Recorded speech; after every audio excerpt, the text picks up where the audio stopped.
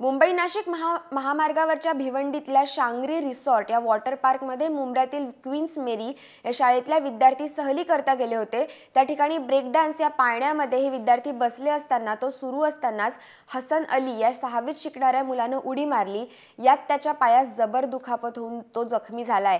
Shangri La रिसॉर्टमधील गार्डने तात्काळ emergency break लावून पाळणा थांबवून त्याला बाहेर खेचून काढलं।